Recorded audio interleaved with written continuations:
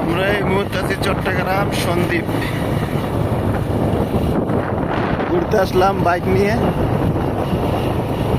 এই নদী না খাল, এখানে জোয়ার আসে, পোলাপানে কি করে খেলতেছে। এটা একদম সাগরের পাশে আসছি, এখানে জোয়ারের পানি এগুলা। এইখানে একদম কি সুন্দর গ্রাম, মাশাআল্লাহ। গরুর ঘাস খাওয়া যে পুণ্য কানা করিয়া মাছ ধরতেছে নদী থেকে। সন্দ্বীপে সবসময় বাইক চলে বেশি, এখানে বাইকের কোনো ভ্যালু নাই, অ্যাভেলেবেল বাইক চলে। এইখানে সাইকেলে করে বাদাম আনতেছে, বাদাম।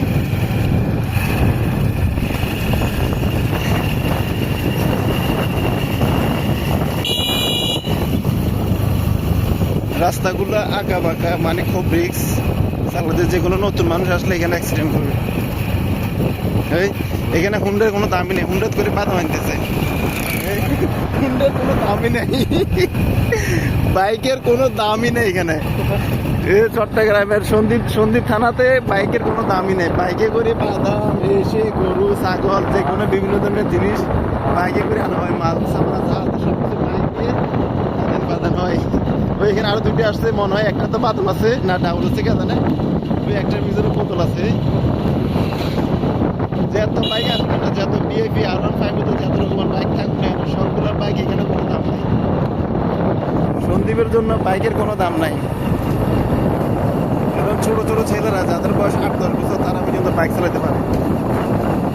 একটা জিনিস কি, এখানে বাইক চালাতে লাইসেন্স লাগে না, কাগজপত্র কিছু লাগে না, সব কিছু ফ্রি। এটা একটা কালভার্ট, এদিক দিয়ে একটা রোড গেছে। এই দেখেন মাছ বিক্রি করতেছে বাইক দিয়ে, এই বাইকটা দিয়ে মাছ বিক্রি করতেছে, মাছ। আর এখানে এক ভাই দেখা যাচ্ছে যে কি বেড়া নিয়ে বসে আছে, বেড়া ফেলতেছে। এই বেড়া বিভিন্ন জায়গা থেকে, বাংলাদেশের বিভিন্ন জায়গা থেকে যেসব মানুষ পর্যটক ঘুরতে আসবে সন্দ্বীপের মধ্যে, দেখার মতো অনেক কিছু আছে। এতটা তো সুন্দর এলাকা, এত সুন্দর গ্রাম, মাশাআল্লাহ। না ফারুক ভাই, আমাদের ড্রাইভার হচ্ছে ফারুক ভাই, বাইক চালাতে আছে, এই সন্দ্বীপের ছেলে। বড় বড় তাল গাছ, তাল আছে গাছে। এটা তেমন বড় রোড না, এটা ছোট বাজারে গলি রোড। এটা একদম লাস্ট মাথা বেরিয়ে যাবে প্রায় সাগর পর্যন্ত।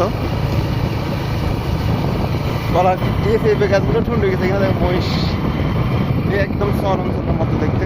সবগুলো সার পাশ, এখানে বিভিন্ন জায়গায় গরু, হাঁস, গরু, ছাগল, মহিষ এগুলো পালন করতেছে। আর রাস্তার পাশে দুনো পাশে কলা গাছ, গরু, বাড়িগুলো অনেক দূর। ওইখানে একটা বাড়ি, ওইখানে একটা বাড়ি, ওইখানে একটা বাড়ি। সন্দ্বীপে দেখার মতো অনেক কিছু আছে, অনেক কিছু। এখানে প্রচুর চাষবাস হয়, প্রচুর গরু পালা হয় এখানে। এই জায়গা বাইক খড়ি দিছে, বাইকের কোনো মা বাপ নাই। ওই এখানে হঠাৎ করে আলু বিক্রি করতেছে। এগুলো হচ্ছে কি আলু, গোল আলু, বিলাতি আলু। এই সবজি বিক্রি করতেছে 5 কেজি 100 টাকা আলু বিক্রি করতেছে চট্টগ্রাম সন্দ্বীপের মধ্যে। কারণ হচ্ছে যে কি, ফেরি আসার কারণে আগে এগুলোর দাম অনেক ছিল, কারণ এখন একদম দাম কম। 1 কেজি আলু এখন 17 টাকা কিনে এখান থেকে পাইকারি রেটে নিতে পারে, 16 টাকা 17 টাকা নিতে পারে।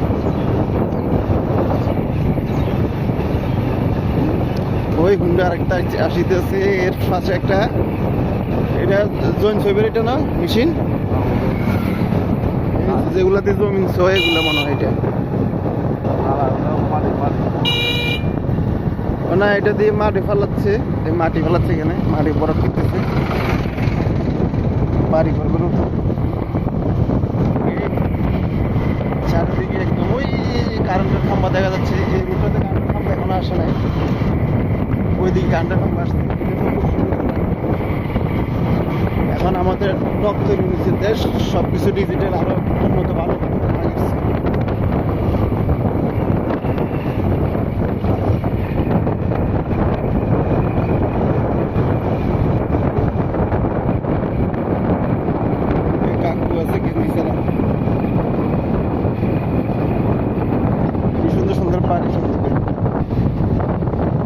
উপরে ছাত্রী আছে, নিচে কারেন্ট লাগানো আছে বাড়িটা অসাধারণ সুন্দর।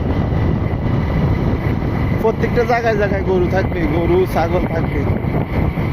আমরা প্রায় বেরির কাছাকাছি চলে আসছি, সামনে দেখা যাচ্ছে বেরি।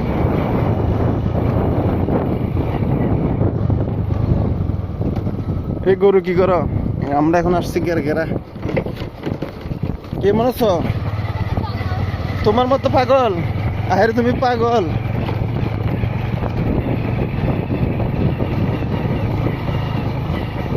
এখন আছি আমরা বেরিতে। কোন দিকে যাবা? আমরা যাচ্ছি সন্দ্বীপের দক্ষিণ দিকে।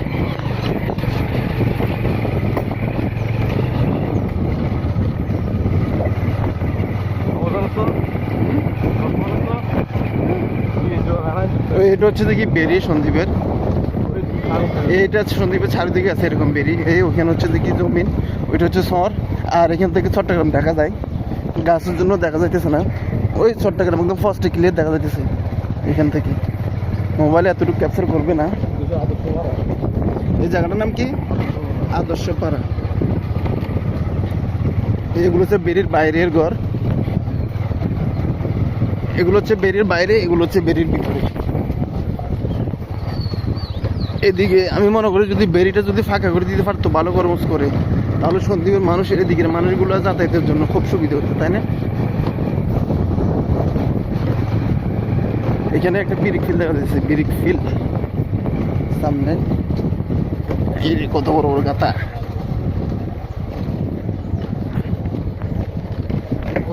বন্ধু সাইড দিয়ে যাও।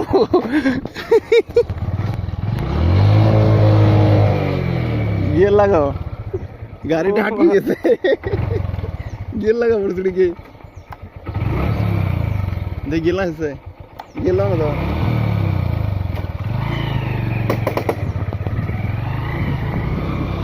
গাড়িটা গাতার মধ্যে আটকে গেল। আমাদের ড্রাইভারও অবাক, আমি অবাক। ওইদিকে যাবো, রোড নাই।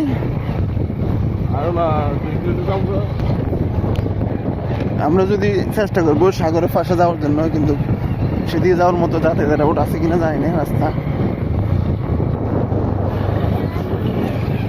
সন্দ্বীপের মধ্যে জায়গার দাম কম থাকলে এই রেটের ভিতরে আছে এদিকে, কিন্তু না হলে অন্যদিকে উন্নত হয়ে গেছে, সেজন্য অন্যদিকে জায়গার দাম অনেক বাড়ে গেছে। এদিকে বিশেষ করে কারণও আসে না এখনো।